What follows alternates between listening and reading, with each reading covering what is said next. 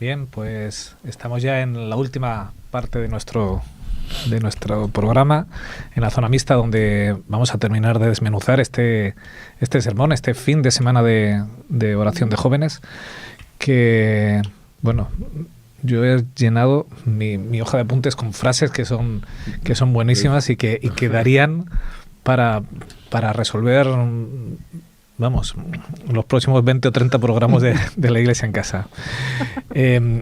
Hay una que me ha encantado al inicio y que deja muy claro en qué consistía esta semana de oración. Nuestro propósito es volver a amar como Dios ama. Bien. Y a veces no entendemos bien esto, porque cuando se habla del amor parece que es un amor de este que pasa la mano por encima, ¿verdad? Y ya está. Sí. Pero el amor de Dios es un amor puro, sincero, que no elimina para nada el derecho, la obediencia, pero que esa obediencia no estorba el amor. Tenemos que aprender a amar como Dios ama. Y me ha parecido así como inicio, no sé vosotros, compañeros, pero me ha parecido un plus. Con esto, ¿cuántas cosas tengo que aprender?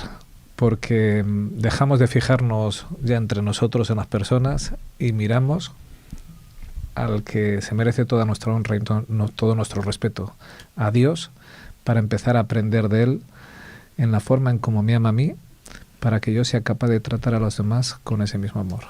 Y ya de inicio me parece algo brutal. No sé a vosotros qué os parece esta frase y además una primera aproximación. Esther. Pues fíjate que pensaba, y ahora mientras te escuchaba, que uno de los graves problemas, lo comentábamos antes también con Víctor, ¿no? Uno de los grandes problemas de la sociedad actual es a lo mejor hacerse demasiadas preguntas. Bueno, yo no diría no que se haga demasiadas preguntas, sino que se hacen las preguntas incorrectas. Y a lo mejor tendríamos que volver a hacernos unas cuantas preguntas necesarias y útiles, que unas cuantas hay en el sermón de esta mañana y unas cuantas ha habido, ¿no?, en el planteamiento. A mí me quedaba zumbando de la semana pasada el tema de para qué fuimos diseñados, ¿no? ¿Para qué hemos sido diseñados? Cuando llegamos a la conclusión de que hemos sido diseñados para amar, empezamos ya a encajar ciertas cosas, ¿no? Pero hemos sido diseñados no para amar de cualquier forma, sino para amar como Dios ama. Y entonces, aprendiendo de lo que ha hecho Jesús, podemos reaprender a amar. Claro, habría que preguntarse, ¿cuántos de nosotros nos preguntamos habitualmente para qué hemos sido diseñados? O nos preguntamos efectivamente qué estoy haciendo aquí, o cuál es mi objetivo en la vida, o exactamente qué es lo que, también lo decíamos antes, ¿no?, qué es lo que Dios quiere de mí, ¿no? Y a partir de ahí yo le sumo otra de las preguntas, ¿no? ¿Puede alguien ver a Jesús en ti? Ups, esta pregunta sí es de las que me deja, ¿sabes?, así como bloqueada en un primer momento. Y digo, caramba, espera un momento, que la cosa va de esto. Va de, efectivamente, primero recordar quién soy y para qué he sido diseñada y luego ponerlo en marcha. Porque si los demás no están viendo a Jesús en mí, entonces lo estoy haciendo mal. Y tengo que volver a recuperar esas preguntas para volver a tener el enfoque correcto, ¿no? Si no, es que el problema lo tengo yo. Lo tengo yo. Sí, sí. Siempre es mío. Sí, sí. Si los demás, por más que yo me sienta religioso, me sienta bien, si los demás no ven a Jesús en mí, tengo un problema. Y encima estoy ciego. Tengo dos problemas. El primero, que no reflejo a Dios, y el segundo, que estoy ciego.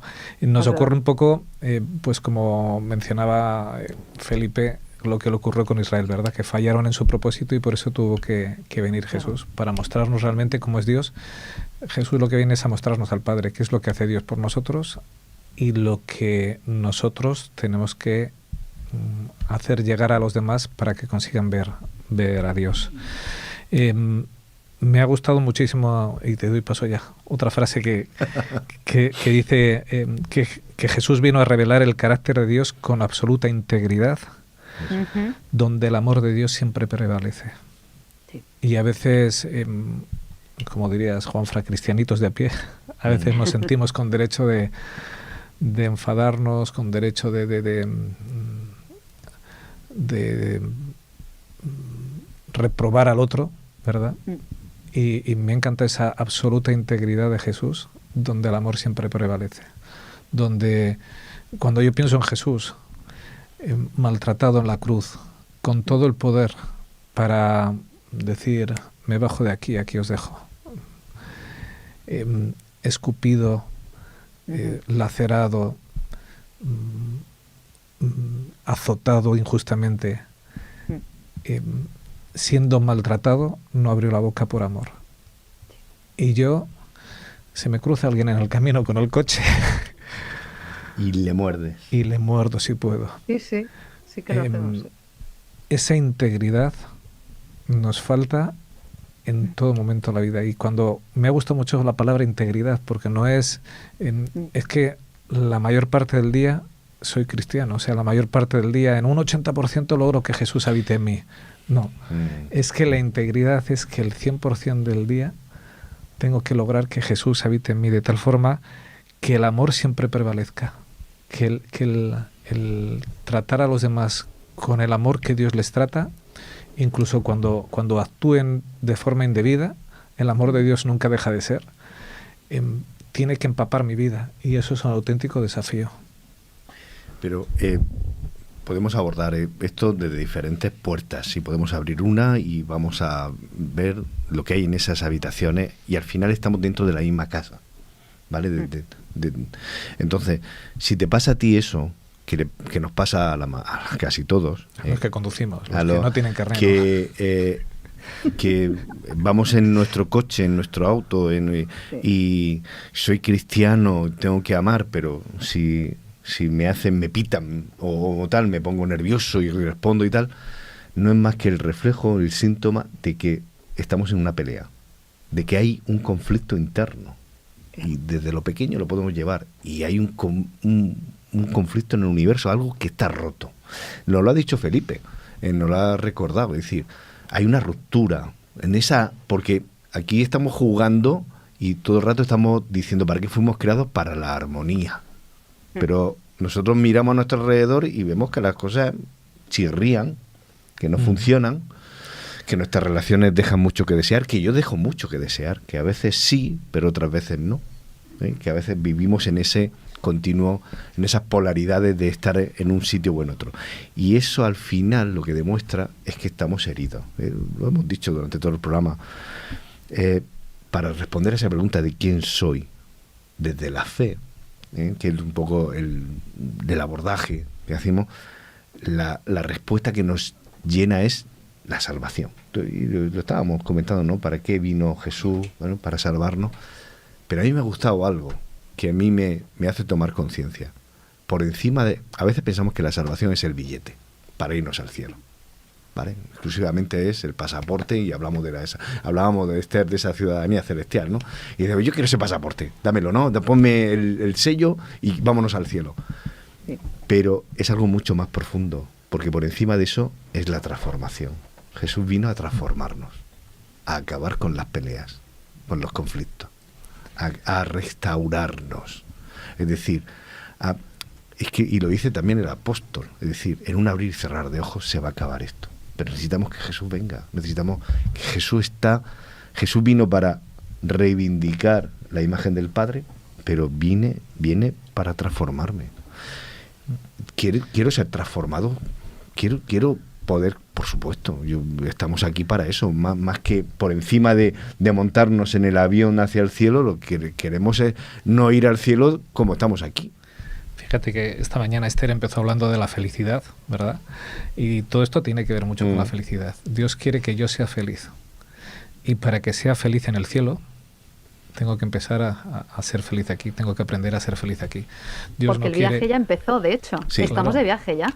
Dios no va a obligarme a estar en un sitio en el cual yo no estoy a gusto y de pronto paso de estar peleado con todo el mundo a ir a un sitio donde todo es armonía no, Dios quiere transformarme. A veces se nos olvida eso. Sí, se nos olvida. Pero antes de seguir avanzando en esto, yo creo que es relevante poner un cimiento. Para construir este discurso y tal hay que decir algunas cosas. Primero, hay que recordar que todos compartimos la misma fragilidad. Lo digo porque no vamos a... Quiero decir que deberíamos huir de recetas moralistas, ¿no? ¿Qué tienes que hacer? ¿Qué tienes que hacer? ¿Qué tienes no sé qué? Que enseguida es fácil que se nos cuele. Es decir, aquí todos estamos rotos. Unos más y otros menos, hemos metido la pata, ¿no? Es el primer punto. Y luego, nuestras dudas, nuestras frustraciones... deberían ser escuchadas, es decir, deberíamos crear ese espacio de seguridad para decir, vale, yo necesito esto, es verdad que no funciona, que no tengo esa armonía, que necesito esa restauración. Jesús nunca rechazó a nadie que quiere ir a Él. Entonces, no nos sintamos, porque el diablo, el enemigo, quiere la culpa. Entonces, estás roto, estás desarmónico, estás chirriando...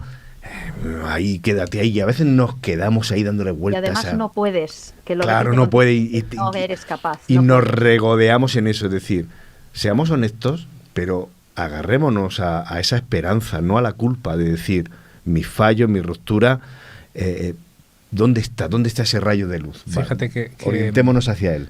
Vamos a aprovechar lo que Víctor nos ha terminado al final de la escuela sabática, en esas salutaciones que hacía Pablo, ese gracia y paz, ¿verdad? Porque en realidad cuando hablamos de gracia, lo que me dice es que yo soy imperfecto y que he necesitado de la intervención y del amor de Dios. Así que si tuviésemos eso siempre presente, esa yo soy imperfecto y necesito que Dios interceda por mí, como es mi compañero, igual que yo. Igual. Con la misma necesidad. Se nos iría la mitad de nuestros problemas si tuviésemos claro el saludo de gracia y paz. La gracia, o sea, aquello que se aplica en mí de forma inmerecida. Vale, ¿y cómo sería eso? ¿Cómo sería eso si vamos conduciendo y vemos que el otro se cruza o nos obliga a dar un volantazo, ¿no? Pues vamos a ver. Probablemente podríamos pitar para advertir al otro que se cruza en nuestro camino. Pero eso que te sube por el cuerpo y que... Efectivamente. Eso es y lo a lo mejor dices que luego te da vergüenza lo que has dicho. Claro. Eso es lo que sobra. Empezaría, ¿no? Empezaría a movilizarse algo, a dejar que el Espíritu Santo empiece a hacer algo. Y lo decía al principio, el amor no significa el pasar la mano por encima. O sea, hoy venía para aquí con mi hijo en la moto y salía de uno de los carriles de la huerta un coche, nos ha visto y directamente se ha metido... Porque que yo a veces digo, si llevara un camión no se me metían, pero como voy en moto, me arrollan. Y claro, he pitado porque a punto de arrollarnos. Uno tiene que decir, pip, o sea, lo estás haciendo mal. La atención. Sí. Pero el problema es la actitud. Si te pito con una sonrisa y, vale, estarías despistado. O es que no, además, salen los sapos y culebras aquellos que salían en los cómics, ¿verdad? Claro, es que además hemos desarrollado una sensibilidad para saber utilizar el claxon, el pito, y a veces sabemos cuándo nos pitan para advertir o cuándo nos pitan para insultar, ¿no? Claro. El lenguaje del claxon. Esa intensidad. Vamos a abrir el foco y a aprovechar a saludar a Felipe, que le tenemos aquí ya hace un poquito. Aquí. Sí, no me dejaba ahí entrar, yo tocando la puerta y digo... Estamos entretenidos. Digo, no me dejan, no me dan paso. Qué buena la semana de jóvenes, qué buena el fijarnos en Jesús como modelo para cambiar. Además yo cuando vi el tema, y sobre todo cuando me dijo Manuel que me tocaba llevar el principio y el final, dije, de Jesús, madre mía, si el 99% de los sermones que damos o que escuchamos son cristocéntricos, son de Jesús, ¿qué podrá enseñarnos de nuevo? Y he de decir que han habido muchos matices que hasta ahora no habíamos visto, y sobre todo la composición que han hecho de la semana de oración, ¿no? Como han ido, como yo puse en la primera diapositiva, ¿no? Ese viaje que hemos ido haciendo por aspectos que nos han conducido, ¿no? Desde ese principio, ¿no? Del que hablamos la semana pasada, ¿no? ¿Por qué fui creado, ¿no? O para qué fui creado, ¿no? A la conclusión de hoy diciendo, bueno, ya sabes por qué, ahora te voy a decir cómo tienes que vivir, ¿no? Fuimos creados para amar y en cierta manera hemos sido creados para que Cristo pueda vivir en nosotros. A mí hay algo sorprendente que dice el apóstol Pablo, ¿verdad? Porque hasta ese momento, cuando alguien quería relacionarse con Dios, iba al templo. 3 veces al año obligatoriamente subían a relacionarse con Dios, pero Pablo dice que tú eres el templo, ¿no? Tú eres templo del Espíritu Santo. Claro. Dios se relaciona contigo en todo momento, no tienes que ir a ningún sitio. Él te ha creado para vivir contigo, para habitar contigo, quiere vivir en ti. Ahora, esto es como cuando uno tiene invitado especial en casa, ¿verdad? Tu casa tiene que estar arreglada, decorada, en orden. Tú, si te viene alguien que es muy importante en tu vida, no le metes en un cuarto sucio con la pila de platos, ¿verdad? Sucia, echando peste. No. Tu cuerpo es templo del Espíritu Santo, el Espíritu Santo va a vivir en ti. Necesitas cuidarlo, necesitas que Cristo habite en ti a través del Espíritu Santo, y necesitas que ese que Cristo habite en ti sea un 100%, no Sí. a medias, como decíamos antes. Fíjate, a mí una de las partes que más me ha gustado del sermón de hoy era esa en la que hablaba, ¿no?, de que nosotros habíamos sido creados para que se habitase en nosotros, ¿no? Éramos como pequeños habitáculos, ¿no? Y cómo no, he sacado la frase, sabéis que siempre saco algún refrán y alguna historia, pues tocaba como refrán eso, ¿no?, de la frase esa de decir, te llevo en el corazón, ¿no? Cuando tú, como hemos dicho en el sermón, cuando tú te despides de alguien o cuando estás un tiempo sin ver a alguien, siempre queda muy bonito decir, mira, es que te llevo en el corazón, ¿no? Y cuando llevas a alguien en el corazón es por un deseo de poder volver a estar otra vez con él, ¿no?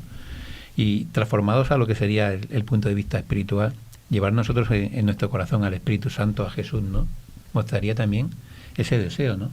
Si yo te llevo en el corazón, ¿por qué? Porque quiero vivir contigo por siempre, ¿no? No, y además, el planteamiento que has hecho... Hola, Felipe, feliz sábado. Hola, Esther. A mí me ha... ¿Qué tal? ¿Cómo estás? Me ha apasionado la idea de la criatura habitable. Me ha apasionado, ¿eh? O sea, me parece una idea súper bonita, ¿no? Y cuando nos dices que... Y es verdad, no lo había pensado nunca así, a mí me ha resultado tremendamente revelador. Que somos una criatura específicamente creada para alojar al Espíritu Santo. Esto, entre otras cosas, bueno, aparte de, claro, hacerme valiosísima y hacerme fantástica y hacerme súper especial, esto, entre otras cosas, también lucha contra algo que a veces es tendencia, y también es tendencia en el mundo creyente, ¿no? Y es aquello de pensar que hay, como te diría yo, como diferentes capacidades de acceso, ¿sabes?, a la divinidad, o diferentes capacidades de acceso incluso al entendimiento, al Espíritu Santo, etcétera, etcétera, ¿no? Hay gente que cree que hay ciertas jerarquías en esto. Si somos conscientes de que hemos sido diseñados, todos y cada uno de nosotros, específicamente para alojar el Espíritu Santo, que hemos sido diseñados y tenemos capacidades para que Jesús pueda habitar en nosotros, esto también barre de un plumazo, ¿no?, esas jerarquías espirituales o esas jerarquías humanas. Esto está al alcance de cada persona, de cualquier persona. No hace falta ser un teólogo reputado para que el Espíritu Santo habite en ti. Y esto es muy importante. Sí, yo creo que un poco que es como decía Richard, ¿no? No tienes que ser un teólogo, como muy bien dice Esther, para que el Espíritu Santo habite en ti, ¿no? Sino que tienes que tener preparada la casa, ¿no?, para que Él venga, para que Él esté cómodo en ti, ¿no? Yo creo que muchas veces, como comentábamos, como también hemos comentado en el sermón, debemos ser un evangelio vivo, ¿no? Un evangelio real, ¿no? Es decir, está muy bien las palabras, ¿no? La frase esa que hemos comentado, ¿no?, de Stephen Covey, ¿no? Es decir, que tus palabras, ¿no?, hablen más alto, ¿no?, que tus hechos hablen más alto que tus palabras, ¿no? Y entonces a veces caemos en ese error, ¿no? Es decir, nos limitamos a vivir un evangelio interno, ¿no? Y yo creo que si llenamos nuestro cuerpo de ese evangelio, ¿no?, interno, no dejamos sitio para que vengan visitas, ¿no? Tenemos muchas cosas por medio, ¿no? No dejamos sitio para que entre el Espíritu Santo, ¿no? Que realmente lo que va a hacer es que esa imagen interna, ¿no?, como en la historia esa que contábamos de este muchacho, ¿no?, de Joel, ¿no?, que esa imagen interna de lo que creo, de lo que Jesús hace en mi vida, sea una imagen externa hacia los demás. Fíjate que imagen más poderosa, hablando de imágenes, lo que acaba de decir Esther, porque según estaba hablando ella, se me venía a la mente el mismo cofre en un desván. Lo guardo con ropa sucia o con ropa vieja, ese cofre no vale nada, ¿verdad?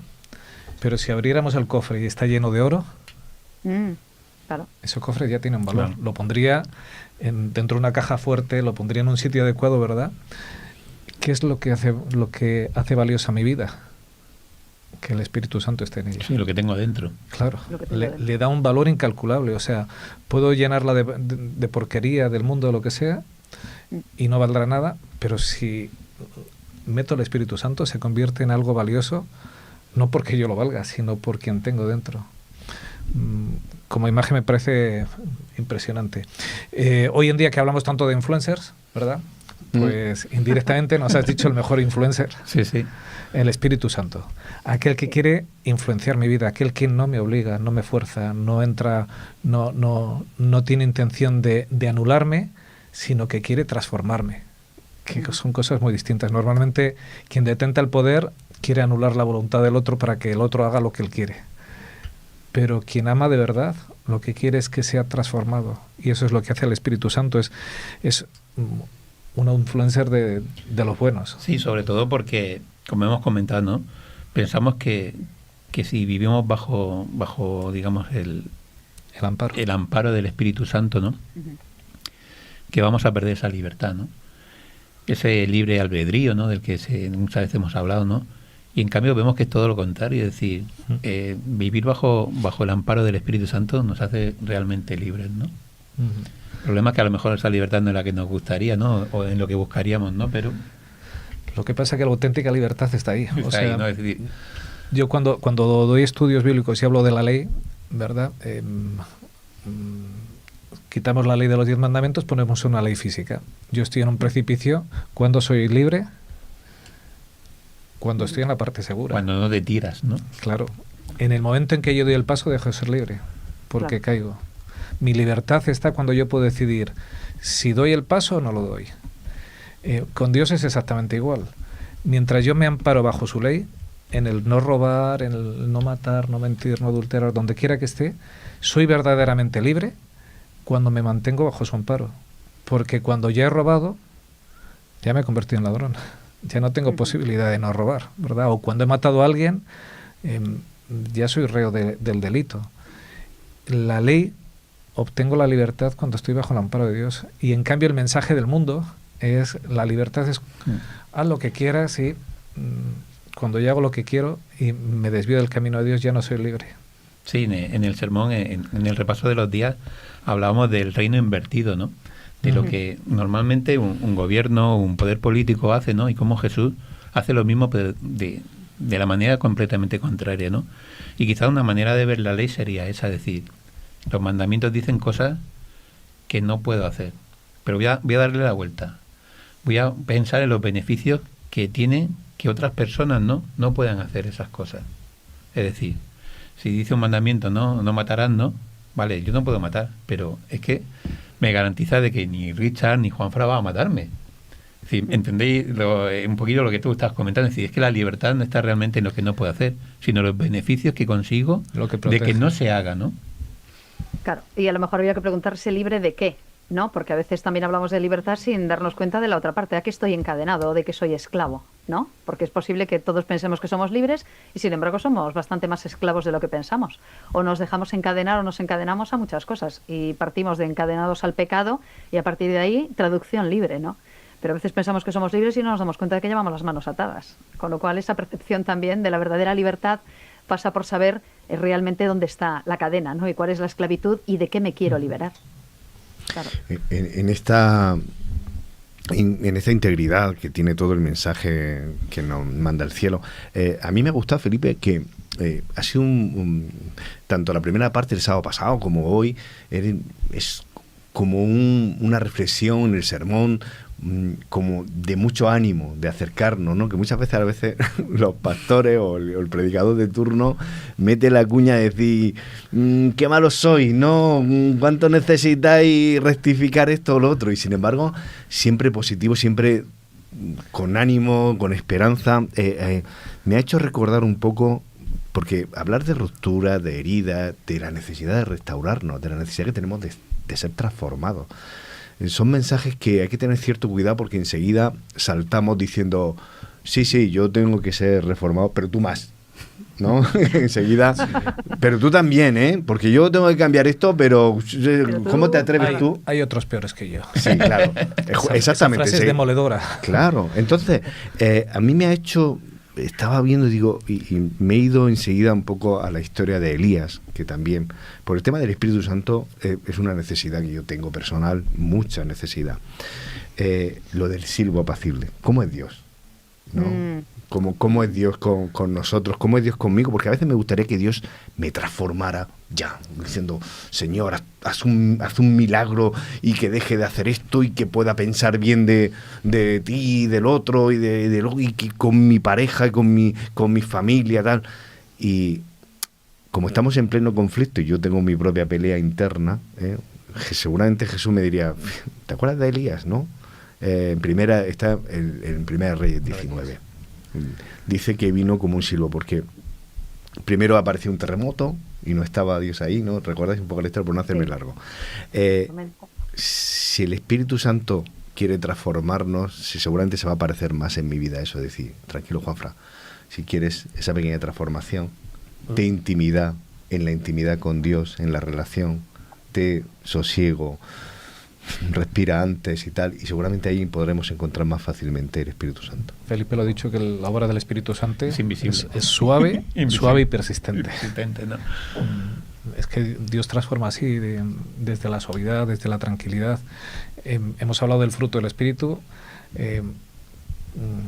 Alguien que tiene paz y que es paciente, ¿verdad? Porque eso, el fruto del Espíritu no es nada más que tener el Espíritu Santo en nosotros. Alguien que tiene paz, que es paciente, no nos va a imponer nada, no va a ser brusco. No. Y luego hay otra cosa que... Qué distinto es a nosotros. Que no quería dejar pasar, Felipe, y es que, hablando de eso, aunque no lo hayas dicho específicamente como lo voy a decir yo, pero corrígeme, pero yo creo que estaba un poco en todo el ambiente. Muchas veces se nos cuela en las iglesias de, no, la gente no cambia. No se puede cambiar. El que es tal, es tal. El que es no sé qué, tal. Y te vas a morir así. Y te vas tal, ¿no? Cuando precisamente el Evangelio nos dice lo contrario. Jesús nos dice lo contrario. Seguramente me voy a ir al otro barrio con cosas sin cambiar. Pero el cambio está accesible. Pues fíjate, Juanfra, yo te iba a dar la razón. Es verdad, la gente no cambia. El que nace paralítico, nace paralítico. Y toda su vida va a ser paralítico. Ahora, Jesús transforma. Claro, y eso lo tenemos en la Biblia. Es decir, es verdad que cuando vemos los milagros de Jesús podemos ver, ¿no?, el que nació ciego y entonces le preguntaban, oye, ¿y quién ha pecado, él o sus padres? Tal. Y esa persona nació ciego y pudo haber muerto ciego. Nació paralítico y pudo haber muerto paralítico. Uh-huh. ¿Qué cambió en su vida? Que se encontró con Jesús. Entonces, yo por un lado sí que estoy de acuerdo contigo. Las personas no cambiamos.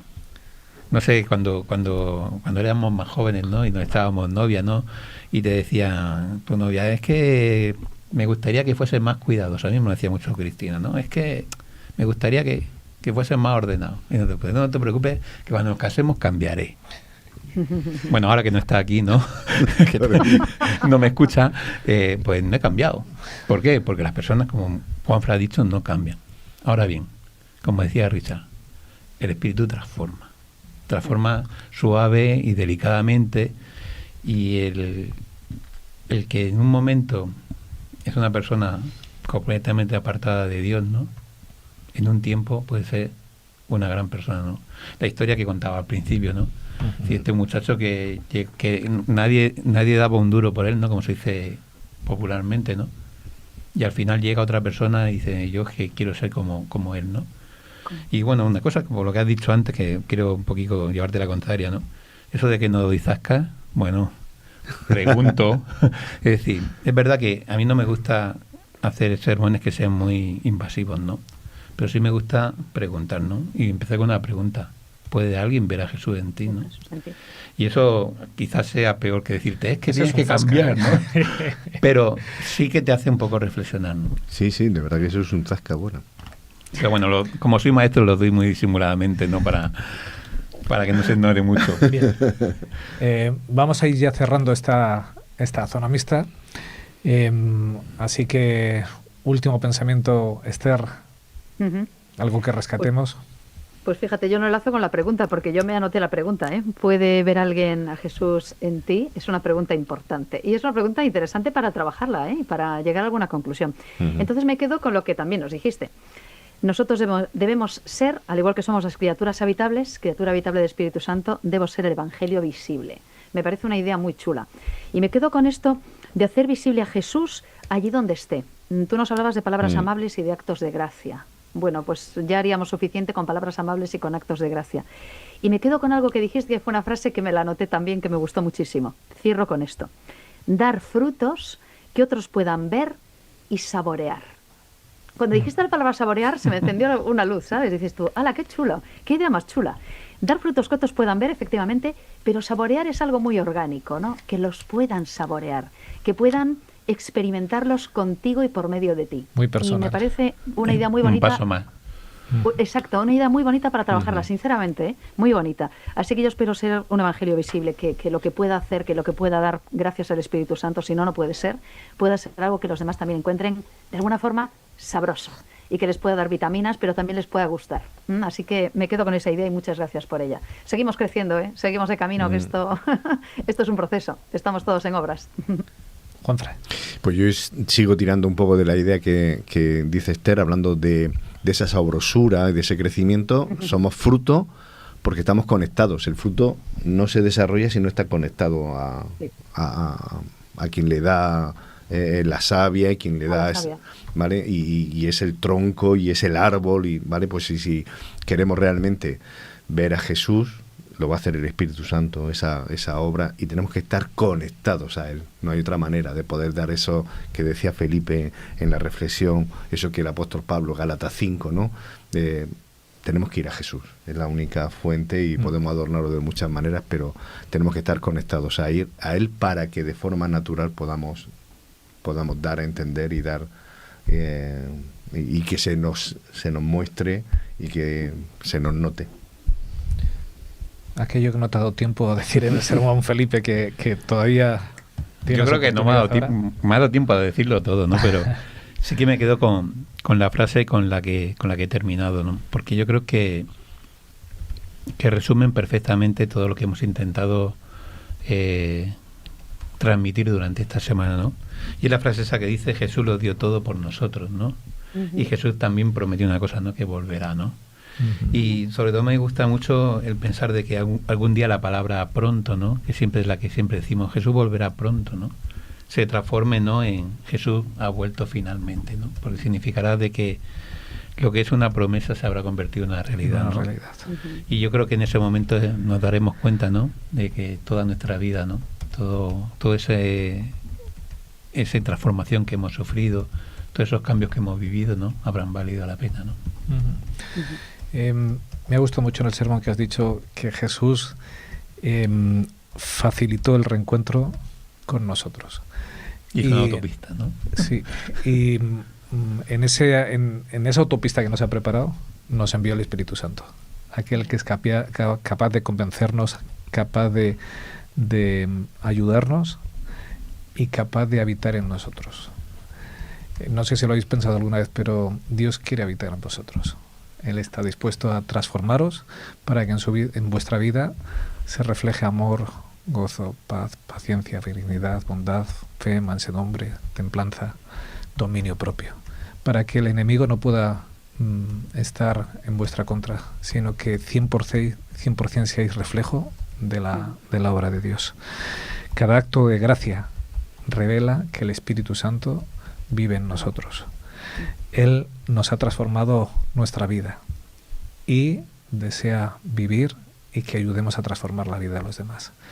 Que ese reflejo de lo que es un puro agradecimiento por lo que Jesús hizo por nosotros se vea en nuestras vidas, porque permitamos que el Espíritu Santo pueda habitar en nosotros. Ese es el deseo de todos los que hacemos este programa para nuestras vidas y para las vuestras. Que Dios os bendiga. La semana que viene de nuevo aquí a las 10 en punto. Ojo con el cambio de hora. A las 10 en punto nos veremos en La Iglesia en Casa. Finaliza aquí la edición 442 de La Iglesia en Casa. Ha sido un placer compartir con vosotros. Que Dios os bendiga. Feliz semana. Feliz semana. Feliz semana.